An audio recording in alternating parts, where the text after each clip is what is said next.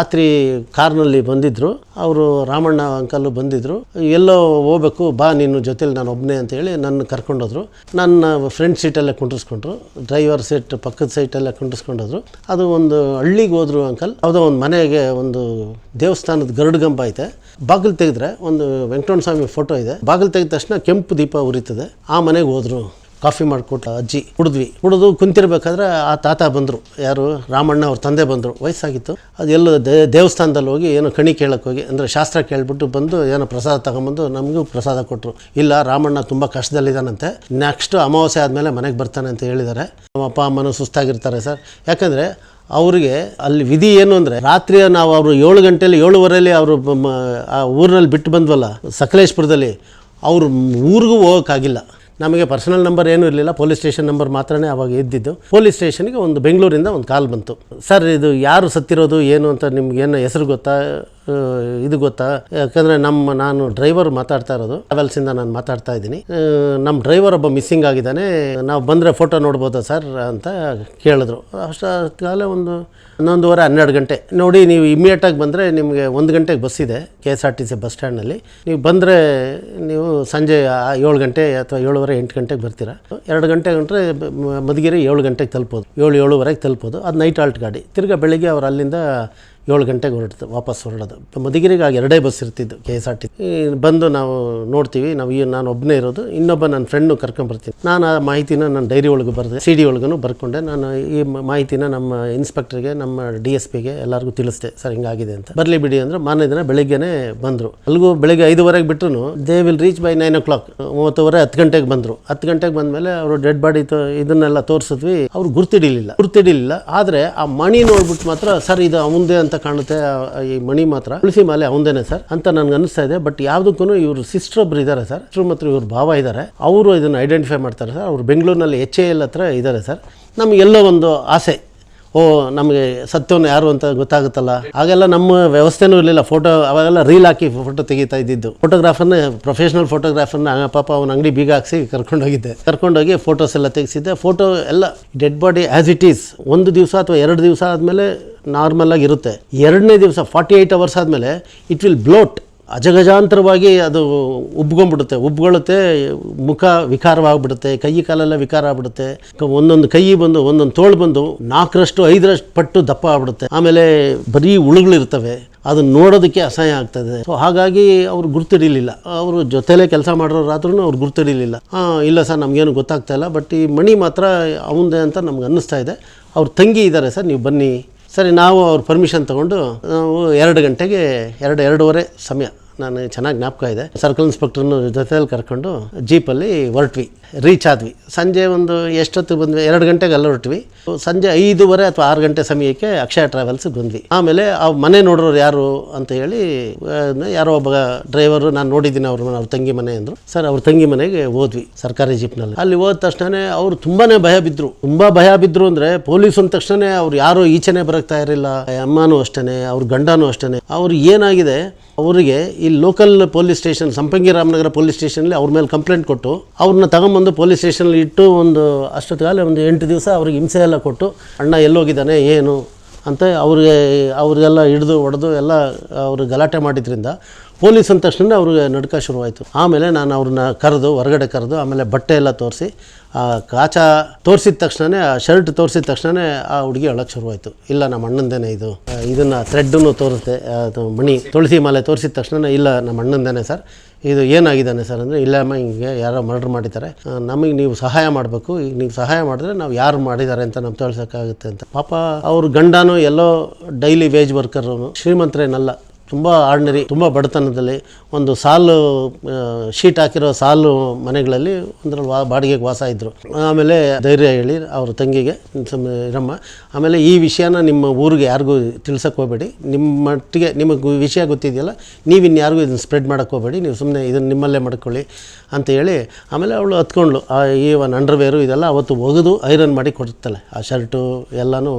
ಆಮೇಲೆ ತುಳಸಿ ಮಾಲೆ ನಮ್ಮ ಅಣ್ಣಂದೇ ಅಂತ. ಆಮೇಲೆ ಇದು ಅವನದೇನೆ ಸರ್, ರಾಮಣ್ಣಂದ. ಅವನು ಡಿಸೀಸ್ಡ್ ಹೆಸರು ರಾಮಣ್ಣ ಅಂತ ಗೊತ್ತಾಯ್ತು ನಮಗೆ. ಸೊ ರಾಮಣ್ಣ ಅವನ ವಯಸ್ಸು ಒಂದು 24 ವರ್ಷ, 23-24 ವರ್ಷ ಅಷ್ಟೇ, ಯಂಗ್ ಬಾಯ್, ಇನ್ನೂ ಮದುವೆ ಆಗಿಲ್ಲ. ಇಷ್ಟು ಗೊತ್ತಾಯಿತು. ಸೊ ಅವರು ನೇಟಿವ್ ಆಫ್ ಸಕಲೇಶ್ಪುರದ ಹತ್ರ ಒಂದು ಇಂಟೀರಿಯರ್ ವಿಲೇಜ್ ಅಂದರೆ ಅಲ್ಲಿಗೆ ಸಕಲೇಶ್ಪುರಕ್ಕೆ ಹೋಗಿ ಅಲ್ಲಿಂದ ಹೋಗ್ಬೇಕಾದ್ರೂ ನನ್ನ ಲೆಕ್ಕದಲ್ಲಿ ಒಂದು 26-25 ಕಿಲೋಮೀಟ್ರ್ ಹೋಗಿದ್ದೀನಿ. ಇಂಟೀರಿಯರ್ ಕಾಡಿನಲ್ಲಿ ಜೀಪ್ ಹಿಂಗೆ ಹೋದರೆ ಆ ಕಡೆಗೆ ಹೋಗುತ್ತೆ, ಆ ಕಡೆ ಹೋದರೆ ಈ ಕಡೆಗೆ ಹೋಗುತ್ತೆ, ಅಂಥ ವಿಲೇಜು ಅದು. ಊರಿಂದ ಆಚೆ ಒಂದು ಇದು ಸರ್. ಆಮೇಲೆ ನಾವು ಹೆಂಗಾಯಿತು ಏನಾಯಿತು ಅಂತ ಮತ್ತೆ ಅಕ್ಷಯ ಟ್ರಾವೆಲ್ಸಿಗೆ ಬಂದ್ವಿ. ಆ ಹುಡುಗನ್ನು ಕರ್ಕೊಂಬಂದ್ವಿ, ಯಾರು ಭಾವ, ಆತನ್ನು ಕರ್ಕೊಂಬಂದ್ಮೇಲೆ ನಿಧಾನವಾಗಿ ವಿಚಾರಣೆ ಮಾಡ್ತಾ ಆಗ ಅಲ್ಲಿ ಕೆಲವು ಡ್ರೈವರ್ಸು ಏನು ಹೇಳಿದ್ರು, ಸರ್ ರಾಮಣ್ಣ ತುಂಬ ಒಳ್ಳೆಯನು, ಯಾವಾಗಲೂ ಕುಡಿತಿರ್ಲಿಲ್ಲ, ಬಟ್ ಅವ್ರ ಭಾವ ಒಬ್ಬ ಬರೋನು, ಅವನು ಸ್ಯಾಂಡ್ಲ್ವುಡ್ ಸ್ಮಗ್ಲರ್. ಅವನು ಬಂದಾಗ ಮಾತ್ರ ಇವನು ನಮ್ಮ ಯಾರ ಜೊತೆಗೂ ಸೇರ್ತಿರ್ಲಿಲ್ಲ, ಅವನ ಜೊತೆಗೆ ಹೋಗ್ಬಿಡೋನು ಕಾರ್ ತೊಗೊಂಡು, ಜೊತೆಗೆ ಯಾರ ಜೊತೆಗೂ ಸೇರ್ತಿಲ್ಲ. ಅವಾಗ ಮಾತ್ರ ಅವನು ಬಂದಾಗ ದಿವಸ ಮಾತ್ರ ಕುಡಿಯೋನು ಸರ್. ಮಿಕ್ನಾದಂಗೆ ಯಾವತ್ತು ನಾವು ಕರೆದ್ರೂ ಬಂದು ಕುಡಿತಿರ್ಲಿಲ್ಲ. ಕೂರ್ಗು ಇಲ್ಲೆಲ್ಲ ಸ್ಯಾಂಡ್ಲ್ವುಡ್ ಹೊಡಿತಾನೆ, ಅವನ ಮೇಲೆ ಕೇಸಸ್ ಎಲ್ಲ ಇದೆ ಸರ್. ಅವ್ನು ಬಂದರೆ ತಿಂಗ್ಳಿಗೊಂದು ಸರ್ತಿ ಬರೋನು ಸರ್, ಒಂದೂವರೆ ತಿಂಗ್ಳಿಗೆ ಒಂದು ಸರ್ತಿ ಬರೋನು. ಬಂದುಬಿಟ್ರೆ 3 ದಿವಸ ನಮ್ಮ ಹತ್ರ ಬರ್ತಿರ್ಲಿಲ್ಲ. ಎಲ್ಲ ದುಡ್ಡು ಅವನಿಗೆ ಖರ್ಚು ಮಾಡ್ಕೊಂಡು ಇದು ಮಾಡೋದು, ಇನ್ನೇನಕ್ಕೂ ವೇಸ್ಟ್ ಮಾಡ್ತಿರ್ಲಿಲ್ಲ ಹಣನ. ಅಂತಂದರೆ ನಮಗೆ ಸ್ಯಾಂಡ್ಲ್ವುಡ್ ಸ್ಮಗ್ಲರ್ ಅಂದ ತಕ್ಷಣ ಇವನು ಡ್ರೈವರು ಕಾರ್ ತೊಗೊಂಡೋದ, ಕಾರ್ ಇಲ್ಲ ಈಗ, ಬರೀ ಹಣ ಮಾತ್ರ ಸಿಕ್ಕಿದೆ. ಅವನೇನಾದರೂ ಇವನ್ನ ಸಾಯಿಸ್ಬಿಟ್ಟು ಅಥವಾ ಅವ್ನ ಕಡೆಯವ್ರು ಯಾರನ್ನ ಸಾಯಿಸ್ಬಿಟ್ಟು ಈ ಕಾರ್ ತೊಗೊಂಡೋಗಿರ್ಬೋದಾ ಸ್ಯಾಂಡ್ಲ್ವುಡ್ ಸ್ಮಗ್ಲಿಂಗ್ಗೆ? ಅದು ಅಂಬಾಸಿಡರ್ ಕಾರು, ಹೊಸ ಕಾರು. ಇದು ನಮ್ಮ ಆಲೋಚನೆ, ನಮ್ಮ ಮನಸ್ಸಲ್ಲಿ ಅಂದ್ಕೊಂಡು ಮಾರನೇ ದಿನ ನೀನು ಬಾರಪ್ಪ ಎಲ್ಲಿ. ನಮಗೆ ಏನು ಅಂದರೆ ಇವನು ಎಲ್ಲಿ ಅಂದರೆ ಅವ್ರ ಸತ್ತಿರೋನ ಭಾವ ಎಲ್ಲಿ ಸಿಗ್ತಾನೆ ಏನೋ, ಅವ್ನು ಹಿಡ್ಕೊಂಡ್ರೆ ನಮಗೇನಾದರೂ ಒಂದು ಕ್ಲೂ ಸಿಗ್ಬೋದು, ಒಂದು ದಾರಿ ಸಿಗ್ಬೋದು. ಸತ್ತಿರೋನು ಯಾರು ಅಂತ ನಮ್ಗೆ ಗೊತ್ತಾಯ್ತು. ಈಗ ಅದು ಯಾರು ಮಾಡಿರ್ಬೋದು ಅಂದರೆ ಈಗ ಆಮೇಲೆ ಆ ಕಾರ್ ಓನರ್ನ ಕರೆಸಿದ್ವಿ. ಆತ ವಸಂತನಗರದಲ್ಲಿ ಒಂದು ಗ್ಯಾರೇಜ್ ಮಾಡ್ಕೊಂಡಿದ್ದ. ಅವನು ಏನೋ ಒಂದಷ್ಟು ದುಡಿಮೆಗೆ ಒಂದು ಹೊಸ ಕಾರು ಲೋನ್ ಮೇಲೆ ತಗೊಂಡು ಅದನ್ನು ಟ್ರಾವೆಲ್ಸಿಗೆ ಬಿಟ್ಟಿರ್ತಾನೆ. ಅಲ್ಲಿ ಈ ಹುಡುಗನ್ನ ಈ ಡ್ರೈವರ್ ಹೆಂಗೋ ಕಾರ್ ರಿಪೇರಿ ಮಾಡೋಕ್ಕೆ ಬಂದಾಗ ಪರಿಚಯ ಆಗಿರುತ್ತೆ ರಾಮಣ್ಣ, ಅವನ್ನೇ ಅಪಾಯಿಂಟ್ ಮಾಡಿರ್ತಾನೆ. ಒಳ್ಳೆ ಹುಡುಗ, ಅದರಲ್ಲೇ ಹೇಳ್ದ. ಬಟ್ ಆದ್ರೂ ಇವನು ತೊಗೊಂಡೋದ್ರೆ 8 ದಿವಸ ಅದು ಬರದೇ ಇರೋದಕ್ಕೆ ಇವರು ಕಂಪ್ಲೇಂಟ್ ಕೊಟ್ಟಿರ್ತಾರೆ ಸಂಪಂಗಿ ರಾಮನಗರ ಪೊಲೀಸ್ ಸ್ಟೇಷನಲ್ಲಿ. ಈ ಓನರ್ ಹೋಗಿ ಕಂಪ್ಲೇಂಟ್ ಕೊಟ್ಟಿರ್ತಾರೆ, ನನ್ನ ಕಾರ್ನ ತೊಗೊಂಡೋಗಿ ಹುಡುಗ ಬಂದೇ ಇಲ್ಲ, ನನ್ನ ಕಾರ್ ಸಮೇತ ಅವನು ಕದ್ಕೊಂಡು ಹೋಗ್ಬಿಟ್ಟಿದ್ದಾನೆ ಅಂತ. ಅವರು ಅದನ್ನು ಕರ್ಕೊಂಬಂದು ಎನ್ಕ್ವೈರಿ ಮಾಡಿರ್ತಾರೆ, ಅರೆಸ್ಟ್ ಮಾಡಿರಲ್ಲ, ಕರ್ಕೊಂಬಂದು ಎನ್ಕ್ವೈರಿ ಮಾಡಿರ್ತಾರೆ. ಸೊ ಇದಾದಮೇಲೆ ನಮಗೆ ಅವ್ರ ಭಾವನ ಮೇಲೆ ನಮಗೆ ಎಲ್ಲೋ ಒಂದು ಅವ್ರ ಭಾವನ ಹಿಡ್ಕೊಂಡ್ರೆ ನಮ್ಗೆ ಏನಾದರೂ ಇದು ಟ್ರೇಸ್ ಆಗ್ಬೋದು ಅಂತೇಳಿ ನಾವು ಭಾವನ ದಿನ ಬೆಳಗ್ಗೆ 6 ಗಂಟೆಗೆ ಇಲ್ಲಿ ಬಿಟ್ಟು ಸೀದಾ ಮಧುಗಿರಿಗೆ ಹೋದ್ವಿ. ಅವರ ಭಾವನ, ಅದೇ ಅವರ ತಂಗಿ ಗಂಡನ್ನು ಕರ್ಕೊಂಡು ಮಧುಗಿರಿಗೆ ಹೋದ್ವಿ. ಹೋಗಿ ದಾರಿ ಒಳಗೆ ಜೀಪ್ನಲ್ಲೇ ಎಲ್ಲ ಕೇಳ್ಕೊಂಡು ಹೋದ್ಮೇಲೆ SP ಮತ್ತು DSP ಅವರ ಪರ್ಮಿಷನ್ ತೊಗೊಂಡು ಸಕಲೇಶ್ಪುರಕ್ಕೆ ಹೋಗೋಣ, ಅವರ ಸ್ಯಾಂಡ್ಲ್ವುಡ್ ಸ್ಮಗ್ಲರ್ ಅಂದರೆ ಅವ್ರ ಅಕ್ಕನ ಗಂಡನ್ನು ಹಿಡ್ಕೊಂಬರೋಣ, ಅವನಿಗೆ ಹಿಡಿದ್ರೆ ಏನಾದರೂ ಇದರಲ್ಲಿ ನಮಗೆ ಬ್ರೇಕ್ ಥ್ರೂ ಆಗ್ಬೋದು ಅಂತೇಳಿ ನಾವು ಇಲ್ಲಿಂದ ಹೊರಟ್ವಿ. ಒಂದು 2-3 ಜನ ಪೊಲೀಸವ್ರು ಕರ್ಕೊಂಡು ಹಾಸನಕ್ಕೆ ಹೋದ್ವಿ. ನೈಟ್ ಹಾಲ್ಟ್ ಮಾಡಿದ್ವಿ. ಹಾಸನದಲ್ಲಿ ರೀಚ್ ಆದಾಗ ಲೇಟ್ ಆಗಿಬಿಟ್ಟಿತ್ತು. ಗೆಸ್ಟ್ ಹೌಸಲ್ಲಿ ಹಾಲ್ಟ್ ಮಾಡಿದ್ವಿ. ತಿರ್ಗಾ ಬೆಳಿಗ್ಗೆ ಎದ್ದು ಅಲ್ಲಿಂದ ಸಕಲೇಶ್ಪುರಕ್ಕೆ ಹೋದ್ವಿ. ಸಕಲೇಶ್ಪುರಕ್ಕೆ ಹೋಗಿ ಸಕಲೇಶ್ಪುರದಿಂದ ಊರ ಹೆಸರು ಮರ್ತಿದ್ದೀನಿ, ಒಂದು ಇಂಟೀರಿಯರ್ ವಿಲೇಜು. ಅಲ್ಲಿಗೆ ಹೋಗ್ತೀವಿ. ಊರಿಂದ ಹೊರಗಡೆ ಅದು ಜೀಪ್ ಹೋಗೋಕ್ಕಾಗಲ್ಲ. ನಾನು ಸರ್ಕಲ್ ಇನ್ಸ್ಪೆಕ್ಟರ್ ಮಫ್ತಿಲಿ, ಎಲ್ಲರೂ ಮಫ್ತಿಲಿದ್ರು, ನಾನೊಬ್ಬ ಮಾತ್ರ ಯೂನಿಫಾರ್ಮ್ ಹಾಕಿ ಕೋಟ್ ಹಾಕ್ಕೊಂಡಿರ್ತೀನಿ. ಶೂ ಮಾತ್ರ ಕ್ಯಾನ್ವಾಸ್ ಶೂ ಹಾಕ್ಕೊಂಡಿರ್ತೀನಿ. ಸಾಮಾನ್ಯವಾಗಿ ನಾವು ಎಲ್ಲಾದರೂ ಹೊರಗಡೆ ಹೋದರೆ ನಮ್ಮ ರೆಡ್ ಶೂ ಹಾಕಲ್ಲ, ಇಮಿಡಿಯೇಟಾಗಿ ಐಡೆಂಟಿಫೈ ಆಗ್ತೀವಿ ಅಂತ ಒಂದು. ಆಮೇಲೆ ಸಾಕ್ಸೂ ಕಾಕಿ ಸಾಕ್ಸ್ ಹಾಕಲ್ಲ. ಎರಡನೇದು ಓಡಬೇಕಾದ್ರೆ ಅದರಲ್ಲಿ ಆಗೋದಿಲ್ಲ. ಓಡೋದಕ್ಕೆ ನಾವು ಕ್ಯಾನ್ವಾಸ್ ಶೂನೇ ನಾವು ಪ್ರಿಫರ್ ಮಾಡ್ತೀವಿ, ಎಲ್ಲ ಆಫೀಸರ್ಸು ಅಷ್ಟೇ. ಸೊ ಅಲ್ಲಿ ಹೋಗಿ ಕೂತ್ಕೊಂಡ್ವಿ. ಪಾಪ ಒಂದು ತೀರಾ ಏನೇನೂ ಇಲ್ಲ ಮನೆಯೊಳಗೆ. ನಿಜ ಹೇಳ್ಬೇಕಂದ್ರೆ ತೀರಾ ಕಡು ಬಡತನ. ಅವರು ಒಂದು ಅಂಗಡಿ ಮಾಡ್ಕೊಂಡಿದ್ದಾರೆ, ಚಾಕ್ಲೇಟು, ಆಮೇಲೆ ಯಾರಾದರೂ ಬಂದರೆ ಕಾಫಿ ಕಾಯಿಸ್ಕೊಡೋದು. ಆಮೇಲೆ ಅಲ್ಲಿ ಲೋಕಲಿ ಆಗ ಇದ್ದಿದ್ದು ಏನು ಅಂದರೆ ಸಾರಾಯಿ ಮಾಡೋದು. ಆ ಸಾರಾಯಿನ ಸೇಲ್ ಮಾಡೋದು ಅಥವಾ ಬೇರೆ ಯಾರನ್ನ ತಂದುಕೊಟ್ಟು ಮಾರ್ತಾರೋ ಏನೋ, ಅದೇ ಜೀವನ ಅವ್ರಿಗೆ. ಪಾಪ ವಯಸ್ಸಾದ ಅಜ್ಜ ರಾಮಣ್ಣ ಯಾರು ಸತ್ತಿದ್ದಾನೆ, ಅವ್ರ ತಂದೆ ಬಂದ, ಅವ್ರ ತಾಯಿ ಇದ್ದರು. ಅವರು ಈ ಹುಡುಗನಿಗೆ ಹೇಳ್ಕೊಟ್ಟಿದ್ವಿ, ಯಾರು ಇವ್ರ ಭಾವನಿಗೆ, ತಂಗಿ ಗಂಡನಿಗೆ, ಇವರೆಲ್ಲ ನನ್ನ ಫ್ರೆಂಡ್ಸು, ನನ್ನ ಜೊತೆಲಿ ಕೆಲಸ ಮಾಡೋರು ಅಂತ ಹೇಳಬೇಕು. ಜೀಪ್ ಹೊರಗಡೆ ನಿಲ್ಲಿಸಿದ್ವಿ. ಆ ಊರ ಹತ್ರ ತೊಗೊಂಡೇ ಹೋಗಲಿಲ್ಲ, ನಾವು ನಡ್ಕೊಂಡೇ ಹೋದ್ವಿ. ನಾನೆಲ್ಲ ನನ್ನ ಫ್ರೆಂಡ್ಸ್ ಇವರು, ನನ್ನ ಜೊತೆಲಿ ಕೊಲೀಗ್ಸ್ ಇವರು, ನನ್ನ ಜೊತೆಲಿ ನಮ್ಮ ಫ್ಯಾಕ್ಟ್ರಿಲಿ ಕೆಲಸ ಮಾಡೋರು ಅಂತ ಅವರು ಕನ್ನಲ್ಲಿ ಹೇಳ್ಸಿದ್ವಿ. ಹೋಗಿ ಅಲ್ಲಿ ಕುಂತಿದ್ವಿ. ಪಾಪ ಅಮ್ಮ ಏನೂ ಅಲ್ಲಿಲ್ಲ, ಎಲ್ಲೋ ಒಂದು ಇಷ್ಟ ಹಾಲಿತ್ತು, ಅದರಲ್ಲೇ ಕಾಫಿ ಮಾಡಿ ನಮ್ಮ 5-6 ಜನಕ್ಕೆ ಕಾಫಿ ಮಾಡಿಕೊಟ್ಟು ಅಜ್ಜಿ ಕುಡಿದು ಕುಂತಿರ್ಬೇಕಾದ್ರೆ ಆ ತಾತ ಬಂದರು, ಯಾರು ರಾಮಣ್ಣ ಅವ್ರ ತಂದೆ ಬಂದರು. ವಯಸ್ಸಾಗಿತ್ತು. ಅದೆಲ್ಲೋ ದೇವಸ್ಥಾನದಲ್ಲಿ ಹೋಗಿ ಏನೋ ಕಣಿ ಕೇಳಕ್ಕೆ ಹೋಗಿ, ಅಂದರೆ ಶಾಸ್ತ್ರ ಕೇಳ್ಬಿಟ್ಟು ಬಂದು ಏನೋ ಪ್ರಸಾದ ತಗೊಂಬಂದು ನಮಗೂ ಪ್ರಸಾದ ಕೊಟ್ಟರು. ಇಲ್ಲ, ರಾಮಣ್ಣ ತುಂಬ ಕಷ್ಟದಲ್ಲಿದ್ದಾನಂತೆ, ನೆಕ್ಸ್ಟ್ ಅಮಾವಾಸ್ಯೆ ಆದಮೇಲೆ ಮನೆಗೆ ಬರ್ತಾನೆ ಅಂತ ಹೇಳಿದ್ದಾರೆ. ದೇವರು ಹಂಗಂತ ಅಂತು. ದೇವರು ಪೂಜೆನೂ ಮಾಡಿಸ್ಕೊಂಡ್ರು, ತೆಂಗಿನ ಇದು ಪ್ರಸಾದ ಕೊಟ್ಟಿದ್ದಾರೆ ತಗೊಳ್ಳಿ ಅಂತ ಹೇಳಿ ಹೆಂಡ್ತಿಗೂ ಕೊಟ್ಟರು, ನನಗೂ ಅವರು ಅಳಿಯನ ಚಿಕ್ಕ ಅಳಿಯನ್ ನೋಡಿದ್ರು, ಅಳಿಯನಿಗೂ ಕೊಟ್ಟರು, ಇದು ಮಾಡಿದ್ರು. ಆ ಹುಡುಗಿನ ದೊಡ್ಡ ಹುಡುಗಿ ಹ್ಯಾಂಡ್ಲೂಡ್ ಸ್ಮಗ್ಲರ್ ಹೆಂಡ್ತಿನೂ ಅಲ್ಲಿದ್ಲು. ಅವನು ಹೋಗಿ ಕೇಳ್ಕೊಂಬಂದ, ಎಲ್ಲಿ ಅಣ್ಣ ಎಲ್ಲಿ ಯಾವ ಬರ್ತಾನೆ, ಇಲ್ಲ ಎಲ್ಲ ಹೋಗಿದ್ದಾನೆ, ಬರ್ತಾನೆ ಈಗ ಊಟಕ್ಕೆ ಬರ್ತಾನೆ ಅಂತ ಆ ಹುಡುಗಿ ಹೇಳ್ತು. ಅವ್ನು ಬರ್ತಾನೆ ಅಂತೇಳಿ ನಾವು ವೆಯ್ಟ್ ಮಾಡಿದ್ವಿ. ಸೊ ಅಷ್ಟರೊಳಗಾಗಿ ಅವ್ನು ಬಂದ, ಯಾರು ಅವರ ಭಾವ ಬಂದ, ಸ್ಮಗ್ಲರ್ ಬಂದ ತಕ್ಷಣವೇ ಅವ್ನಿಗೇನೋ ಅನುಮಾನ, ಜನ ಬಂದವ್ರೆ ಅಂದ ತಕ್ಷಣ ಅದು ನಾವು ಶೂಗಳು ಹಾಕಿರೋದು, ಅದು ಎಷ್ಟು ಬೇಗ ಅವರು ಆ ಸ್ಮೆಲ್ ಅವ್ನಿಗೆ ಗೊತ್ತಾಗುತ್ತೆ ಇವ್ರು ಯಾರೋ ಪೊಲೀಸರು ಅಂತ. ಬಹುಶಃ ನಮ್ಮನ್ನು ನೋಡಿನೋ ಅಥವಾ ನಮ್ಮ ಶೂಗಳು ನೋಡಿನೋ ಏನೋ ಒಟ್ಟಿನಲ್ಲಿ ಅವನೇನೋ ಸ್ವಲ್ಪ ಹೊರಗಡೆ ಇರೋದಕ್ಕೆ ಟ್ರೈ ಮಾಡ್ದೆ. ಆಮೇಲೆ ನಾವು ಹೇಳಿದ್ವಿ, ನಾವು ಪೊಲೀಸರಪ್ಪ ಬಂದಿದ್ದೀವಿ, ನಿನ್ನ ಏನೋ ಎನ್ಕ್ವೈರಿ ಮಾಡಬೇಕಾಗಿದೆ ಯಾವುದೋ ಒಂದು ವಿಷಯದಲ್ಲಿ ಅಂತ. ಅಷ್ಟೊತ್ತಿಗಾಗಲೇ ಅವನ ಮೇಲೆ ಕೆಲವು ವಾರೆಂಟ್ಸ್ ಇರುತ್ತೆ, ಕೇರಳದಲ್ಲಿ ವಾರೆಂಟ್ಸ್ ಇಶ್ಯೂ ಆಗಿರುತ್ತೆ, ಅವನು ಕೋರ್ಟ್ಗೆ ಹೋಗಿರಲ್ಲ. ಅವ್ರು ಯಾರೋ ಬಂದು ಕೇರಳದವ್ರು ಬಂದು ಹಿಡ್ಕೊಂಡ ಅಂತ ಅವನ ಮನಸ್ಸಲ್ಲಿ, ಪೊಲೀಸವ್ರು ಬಂದು ಹಿಡ್ಕೊಂಡವ್ರು ಅಂತ. ಅಷ್ಟರೊಳಗಾಗಿ ಈ ರಾಮಣ್ಣನ ಕೊನೆ ತಮ್ಮ ಅವನು BA ಓದ್ತಾ ಇರ್ತಾನೆ, ಅವನು ಸಕಲೇಶ್ಪುರದಲ್ಲಿ. ಅವತ್ತು ಏನೋ ಕ್ಲಾಸಸ್ ಇಲ್ಲ ಅಂತೇಳಿ ಅದೇ ಟೈಮ್ಗೆ ಅಲ್ಲಿ ಬರ್ತಾನೆ. ಅವನು ಅಲ್ಲಿ ಯಾವುದೋ ಲೋಕಲ್ ಪ್ರೆಸ್ಸಲ್ಲಿ ಅವನು ವರದಿಗಾರ ಅಂತೆ ಪ್ರೆಸ್ಗೆ. ಅವನು ಬಂದು ನಮ್ಮ ಬಾವನ್ ಹೆಂಗೆ ಕರ್ಕೊಂಡು ಹೋಗ್ತೀರಾ, ಏನು ಅಧಿಕಾರ ಇದೆ ನಿಮಗೆ ವಾರಂಟ್ ಇಲ್ಲ ಇದಿಲ್ಲ ಅಂತೇಳಿ ನಮ್ಮ ಮೇಲೆ ಗಲಾಟೆ ಮಾಡೋಕ್ಕೆ ಶುರು ಮಾಡಿಬಿಟ್ಟು. ಅವ್ರ ಬಾವನ್ನ ನಮ್ಗೆ ಜೀಪಿಗೆ ಹತ್ತಿಸ್ಕೊಂಡ್ರು. ಆಮೇಲೆ ಜೀಪ್ಗೆ ಕರ್ಸಿದ್ವಿ, ಜೀಪ್ನಲ್ಲಿ ಎತ್ತಾಕೊಂಡ್ವಿ. ಇವ್ನು ಬರ್ಬೇಕಾದ್ರೆ ಇವ್ನು ಜೀಪ್ಗೆ ಬಂದು ಅಡ್ಡ ಮಲಗ್ಬಿಟ್ಟ. ಅವ್ರ ತಂದೆ ಆಮೇಲೆ ಅವ್ರ ತಮ್ಮ, ಈ ರಾಮಣ್ಣನ ತಮ್ಮ. ರಾಮಣ್ಣ ಸತ್ತಿರೋದು ನಾವು ಯಾರಿಗೂ ಹೇಳಲಿಲ್ಲ, ಎಕ್ಸೆಪ್ಟ್ ಅವರ ಚಿಕ್ಕಳಿಯನ್ನು ಗೊತ್ತಿತ್ತು, ಇನ್ಯಾರಿಗೂ ನಾವು ಹೇಳಿರಲಿಲ್ಲ. ಬೆಂಗಳೂರಿನಲ್ಲಿದ್ದ ಚಿಕ್ಕಳಿಯನ್ನು ಗೊತ್ತಿತ್ತು, ಇನ್ಯಾರಿಗೂ ಹೇಳಿರಲಿಲ್ಲ. ಅವನಿಗೂ ಹೇಳ್ಬೇಡ ಅಂತ ಹೇಳಿದ್ವಿ. ಬಟ್ ಅವನು ಬಟ್ಟೆ, ಅವನು ಕರಿಮಣಿ, ಅವನ ಕಾಚ ಎಲ್ಲ ಜೀಪಲ್ಲೇ ಸೇಫಾಗಿ ಹಂಗೆ ಮಡಗಿದ್ವಿ, ಬಿಡಲಿಲ್ಲ. ಕೊನೆಗೆ ಆ ಜೀಪ್ನಲ್ಲಿ ನಾವು ಒಟ್ಟು ಒಂದು 16 ಜನನೋ 17 ಜನನೋ ಎಲ್ಲ ತುಂಬಿಕೊಂಡು ಬಂದ್ವಿ. ಅವ್ರ ಮನೆಯವರೆಲ್ಲ ಪಾಪ ಅವ್ರ ತಾಯಿನೂ ಬಂದುಬಿಟ್ರು, ಇಲ್ಲ ನಾನು ಅವ್ನು ಕರ್ಕೊಂಡು ಹೋದ್ರೆ ನಾವು ಬಿಡೋದಿಲ್ಲ, ನಾವು ಬರ್ತೀವಿ, ಹಂಗೆ ಹಿಂಗೆ ಅಂತ. ಗಂಡ ಹೆಂಡ್ತಿ, ಅವರು ಚಿಕ್ಕ ಮಗ ಎಲ್ಲರೂ ಆಯಿತು ಬರಲಿ ಹತ್ತಿಸ್ಕೊಳ್ಳಿ ಅಂತೇಳಿ ಎಲ್ಲ ಹತ್ತಿಸ್ಕೊಂಡು ಒಬ್ಬರ ಮೇಲೆ ಒಬ್ಬರು ತಗೊಂಡು ಸಕಲೇಶ್ಪುರ ರೀಚ್ ಆದ್ವಿ. ಸಕಲೇಶ್ಪುರ ರೀಚ್ ಆದಾಗ it was around 6:30 or 7 evening ಆಗ್ತಾನೆ ಮಳೆ ಬೀಳೋಕ್ಕೆ ಶುರುವಾಯಿತು. ಕೊನೆಗೆ ಸಕಲೇಶ್ಪುರ ಪೊಲೀಸ್ ಸ್ಟೇಷನ್ ಒಳಗೆ, ರೂರಲ್ ಪೊಲೀಸ್ ಸ್ಟೇಷನ್ಗೆ ಹೋದೆ. ಅಲ್ಲಿ ನನ್ನ ಬ್ಯಾಚ್ಮೇಟ್ ಸಬ್ ಇನ್ಸ್ಪೆಕ್ಟರ್ ಇದ್ದರು, ಅವ್ರ ಹತ್ರ ಮಾತಾಡಿ ಅವ್ರಿಗೆ ವಿಷಯ ಹೇಳಿದೆ. ನೋಡಿ ಹಿಂಗೆ ಆಗಿದೆಯಲ್ಲ, ನನಗೆ ಇವನು ಮಾತ್ರ, ಈ ಸ್ಮಗ್ಲರ್ ಮಾತ್ರ ಬೇಕು, ಇವ್ರು ಯಾರು ಬೇಕಾಗಿಲ್ಲ ಅಂದರೆ, ನೀನು ಅವ್ನು ಮಾತ್ರ ಕರ್ಕೊಂಡೋಗು, ಸುಮ್ಮನೆ ಯಾಕೆ ಎಲ್ಲ ಇವ್ರನ್ನೆಲ್ಲ ಕರ್ಕೊಂಡು ಹೋಗ್ತೀವಿ ಅಂತ. ಅಲ್ಲಿ ಅವನ್ನ ತಿರ್ಗಾ ನಾವು ಕರ್ಕೊಂಡು ಹೋಗೋದಕ್ಕೆ ಹೋದಾಗ ಪ್ರೆಸ್ನೋನು ಅಂತ ಹುಡುಗ, BA ಓದ್ತಾ ಇರೋ ಹುಡುಗ, ಅವನು ಸಿಕ್ಕಾಪಟ್ಟೆ ಗಲಾಟೆ ಮಾಡಿಬಿಟ್ಟು ಜೀಪ್ಗೆ ಬಂದು ಅಡ್ಡ ಮಲಗ್ಬಿಟ್ಟ. ನಾನೇನು ಪ್ರಶ್ನೋನ್ ಅಂತ ಇಟ್ಕೊಂಡಿದ್ದೀರಾ, ನೀವೇನು ಹಿಂಗೆ ಮಾಡ್ತಾಯಿದ್ದೀರಾ, ಹೆಂಗೆ ತೊಗೊಂಡೋಗ್ತೀರಾ ನೀವು, ಹಂಗೆ ಹೆಂಗೆ ಅಂತ ಜೋರು ಗಲಾಟೆ ಮಾಡಿ. ಅವನು ಅದು ಯಾರೋ ಹುಡುಗರು ಅವನು ನೋಡಿನೋ ಏನೋ, ಎಲ್ಲ ಫೋನ್ ಇಲ್ಲ ಎಂಥದ್ದಿಲ್ಲ, ಆದರೂ ಬೀದಿಗೆ ಹೋಗೋ ಜನ ಎಲ್ಲ ಬಂದು ಪೊಲೀಸ್ ಸ್ಟೇಷನ್ ಮುಂದೆ ಗುಡ್ಡೆ ಹಾಕ್ಬಿಟ್ರು.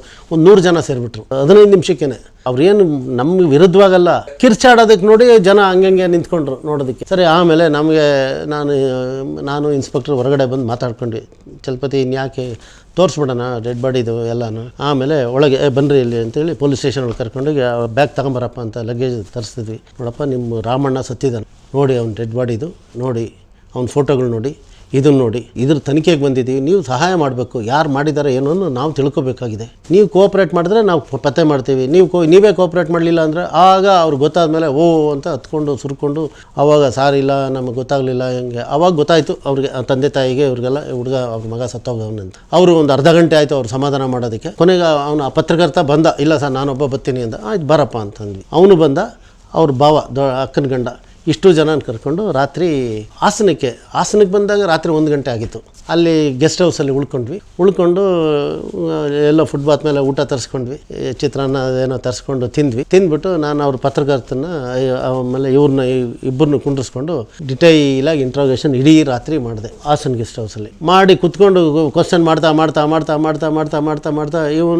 ಇವನ ಬಗ್ಗೆ, ನೀನು ಏನು, ಯಾಕೆ ನೀನು ಹಿಂಗಾಗಿದ್ದು ಹಂಗಾಗಿದ್ದು, ನೀನು ಯಾವಾಗ ಹೋದಾಗ ನೀನು ಅವ್ನು ಸಪ್ರೇಟ್ ಆಗೋಗ್ಬಿಡ್ತಿದ್ದಲ್ಲ, ಯಾಕೆ ನೀನು ಎಷ್ಟು ಕೇಸ್ ಐತೆ, ಏನೈತೆ, ನಿನ್ನ ಫ್ರೆಂಡ್ಸ್ ಯಾರು, ಇದು ಯಾರು, ಇದನ್ನು ಮಾಡಿ ತಿಳ್ಕೊಳ್ತಾ ಕೊನೆಗೆ ಒಂದೇ ಒಂದು ವಿಷಯ ಬಂತು. ಸರ್, ಮಧುಗಿರಿ ಒಳಗೆ ನಮ್ಮ ರಿಲೇಷನ್ ಇದ್ದಾರೆ ಅಂತ ಒಂದು ಪೆಕ್ಯುಲಿಯರ್ ವಿಷಯ ಹೊರಗಡೆ ಬಂತು. ರಾತ್ರಿ 3 ಗಂಟೆ ಸಮಯ, 3-3:15 ಗಂಟೆ ಸಮಯ. ನಮ್ಮ ಸರ್ಕಲ್ ಇನ್ಸ್ಪೆಕ್ಟರ್ ನಿದ್ದೆ ಹೋಗಿದ್ರು. ನಾನು ಅವಾಗ ಎಬ್ಬರಿಸಿ, ಸರ್ ಇದೊಂದು ಹೊಸ ವಿಷಯ ನಮಗೆ ಗೊತ್ತಾಗ್ತಾ ಇದೆ, ಇವ್ರ ಸಂಬಂಧವ್ರು ಯಾರೋ ಮಧುಗಿರಿಲಿದ್ದಾರಂತೆ, ಇದು ಹೆಂಗೆ ಸರ್, ಏನು ಸರ್ ಅಂತ ಅಂದೆ.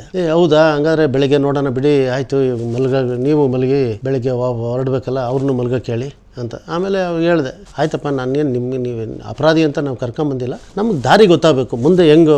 ಈಗ ಸತ್ತಿರೋನು ಯಾರು ಅಂತಲೇ ಗೊತ್ತಿರಲಿಲ್ಲ ನಮಗೆ. ಅಟ್ಲೀಸ್ಟ್ ನಾವು ನಮ್ಮ ಕೇಸ್ ಆದ 3ನೇ ದಿವಸಕ್ಕೆ ಅಥವಾ ನಾನು ಯಾರು ಸತ್ತವನೇ ಅಂತ ಗೊತ್ತಾಗಿದೆ, ಅದನ್ನು ಮಾಡಿರೋರು ಯಾರು ಅಂತನಾದರೂ ಪತ್ತೆ ಮಾಡಬೇಕಲ್ಲ. ನೀವೆಲ್ಲ ಕೋಆಪ್ರೇಟ್ ಮಾಡಿದ್ರೆ ನಾವು ಆಗುತ್ತೆ. ನೀವು ಮಾಡಿದ್ದೀರಾ ಅಂತ ನಾನು ಹೇಳ್ತಾ ಇಲ್ಲ, ನಮಗೆ ನೀವು ಸಹಕಾರ ಮಾಡಬೇಕು. ಆಮೇಲೆ ಈಗ ನಮ್ಗೆ ಹಂಗೆ ಕಾನ್ಫಿಡೆನ್ಸ್ ತಗೊಳ್ಳೋದ್ರಿಂದ ನಮಗೂ ಹೆಲ್ಪ್ ಆಗುತ್ತೆ. ಸತ್ಯಾಂಶ ಕಂಡುಹಿಡಿಬೇಕೆ ಹೊರತಾಗಿ ಯಾರ ಮೇಲೂ ದ್ವೇಷ ಆಗಲಿ ಅಥವಾ ಯಾರ ಮೇಲೂ ಇನ್ನೇನು ಕಾರ್ಯಾಚರಣೆ ಮಾಡೋದಲ್ಲಿ ಅದು ಕೆಟ್ಟದಾಗಿ ನಡ್ಕೊಳೋದು ಪೊಲೀಸ್ ಆಫೀಸರ್ಸು ತಪ್ಪೆ. ಸರಿ ಹೇಳಿದ್ಮೇಲೆ ಅವ್ರಿಗೂ ಕನ್ವಿನ್ಸ್ ಆಯಿತು. ಮಲಗಿದ್ಮೇಲೆ ಆಮೇಲೆ ಬೆಳಿಗ್ಗೆ ಅವನು ಪತ್ರಕರ್ತನಿಗೆ ಹೇಳಿದೆ, ನೋಡಪ್ಪ ಇಷ್ಟೆಲ್ಲ ಆಗಿದೆಯಲ್ಲ, ನಿನ್ನ ಪಾಡಿಗೆ ನೀನು ಹೋಗು, ನಾನು ಈ ಹುಡುಗನ ಕರ್ಕೊಂಡು ಇದಕ್ಕೆ ನಾನು ಮಧುಗಿರಿಗೆ ಹೋಗ್ತೀವಿ, ಅವು ಯಾರು ಏನು ಅಂತ ನಾವು ತಿಳ್ಕೊತೀವಿ ಅಂತೇಳಿ, ಆಯಿತು ಸರ್ ಅಂತ ಹೇಳಿ ಅವನು ಅಲ್ಲಿ ಪತ್ರಕರ್ತ ಅಲ್ಲಿಂದ ಹೋದ. ನಮ್ಮ ಅಪ್ಪ ಅಮ್ಮನೂ ಸುಸ್ತಾಗಿರ್ತಾರೆ ಸರ್, ಯಾಕಂದರೆ ಅವರಿಗೆ ಅಲ್ಲಿ ವಿಧಿ ಏನು ಅಂದರೆ ರಾತ್ರಿ ನಾವು ಅವರು 7 ಗಂಟೆಯಲ್ಲಿ 7:15 ಅವರು ಆ ಊರಿನಲ್ಲಿ ಬಿಟ್ಟು ಬಂದ್ವಲ್ಲ ಸಕಲೇಶ್ಪುರದಲ್ಲಿ, ಅವ್ರು ಊರಿಗೂ ಹೋಗೋಕ್ಕಾಗಿಲ್ಲ. ಅವ್ರು ಬಸ್ ಸ್ಟ್ಯಾಂಡ್ನಲ್ಲಿ ಮಲಗಿದ್ದು ಮಾರನೇ ದಿನ ಹೋಗಿದ್ದಾರೆ. ಅದು ಅವ್ರ ಪರಿಸ್ಥಿತಿ.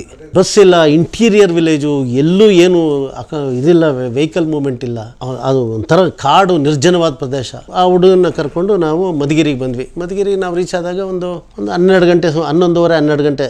ನನಗೆ ಆಸೆ ತವಕ ಫಸ್ಟು ಆ ಮನೆ ಯಾವುದು ನಾವು ಪತ್ತೆ ಮಾಡಬೇಕು. ಸರಿ, ಅವನು ಬೇಕ್ರಿ ಮಾಡ್ಕೊಂಡಿದ್ದಾರೆ, ಅದು ಮೇಯ್ನ್ ಸ್ಟ್ರೀಟ್ನಲ್ಲೇ ಒಂದು ಬೇಕ್ರಿ ಮಾಡ್ಕೊಂಡಿದ್ದಾರೆ ಅವ್ರ ರಿಲೇಟಿವ್ಸ್ ಅಂದರೆ ಯಾವಾಗೂ ಬಂದು ಹೋಗೋ ಜನ ಅಲ್ಲ, ಕ್ಲೋಸ್ ಬಾಂಧವ್ಯ ಏನಿಲ್ಲ. ಬಟ್ ಇವ್ರಿಗೂ ಗೊತ್ತು ಅವ್ರಿಗೂ ಗೊತ್ತು ನಮ್ಮ ರಿಲೇಷನ್ ಒಬ್ರು ಇದ್ದಾರೆ ಅಂತ. ಸೊ ಅದು ಗೊತ್ತಾದ್ಮೇಲೆ ನಾನೇ ಹೋದೆ, ಮಫ್ತಿ ಮಾಡ್ಕೊಂಡು ಹೋದೆ.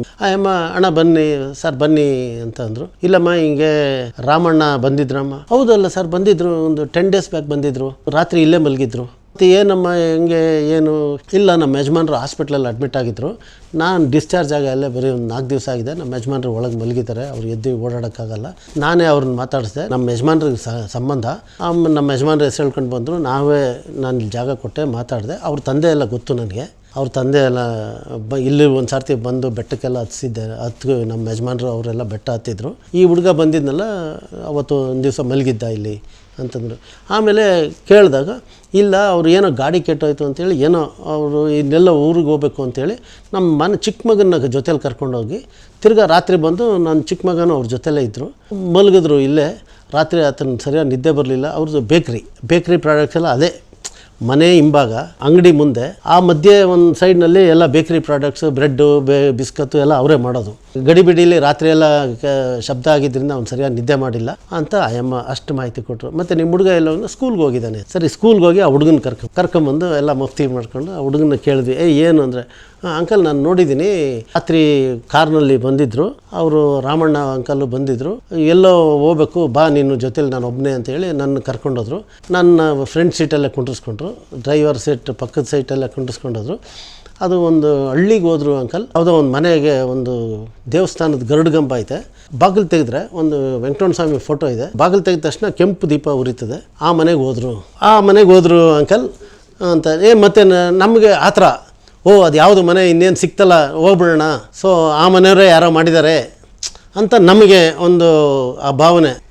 ಆ ಹುಡುಗನಿಗೆ ನಡೆಯೋ ಮರಿ ಹೋಗೋಣ ಅಂತೇಳಿ ಸ್ಕೂಲಿಂದ ಹೊರಗಡೆ ಕರ್ಕೊಂಬಂದು ನಡಿ ಹೋಗೋಣ ಅಂದರೆ, ಅಂಕಲ್ ಇಲ್ಲ ನಾನು ಈಗ ಹೋದರೆ ಗುರ್ತಿಡಿಯೋಕ್ಕಾಗಲ್ಲ, ಆವತ್ತು ನಾನು ರಾತ್ರಿ ಹೋಗಿದ್ದು, ನೀವು ರಾತ್ರಿ ಆದ್ರೇ ನಾನು ಕರ್ಕೊಂಡೋದ್ರೇ ನಾನು ತೋರ್ಸೋಕ್ಕಾಗೋದು, ಈಗ ಗೊತ್ತಾಗಲ್ಲ ಅಂಕಲ್ ಅಂತ. ಎಂಥ ಒಂದು ಸಂದಿಗ್ಧ ಸನ್ನಿವೇಶ, ನಮ್ಮ ತನಿಖೆಗಳಲ್ಲಿ ಎಂತೆಂಥ ಒಂದು ವಿಚಿತ್ರವಾದ ವಿಭಿನ್ನವಾದ ಒಂದು ಸನ್ನಿವೇಶಗಳು ಉದ್ಭವ ಆಗುತ್ತೆ ಅನ್ನೋದಕ್ಕೆ ಇದು ಸಾಕ್ಷಿ. ಸರಿ ಆಯ್ತಪ್ಪ, ನೀನು ಹಂಗಾದರೆ ನಾವು ಕತ್ಲೆ ಆಗೋ ತನಕ ಕಾದ್ವಿ.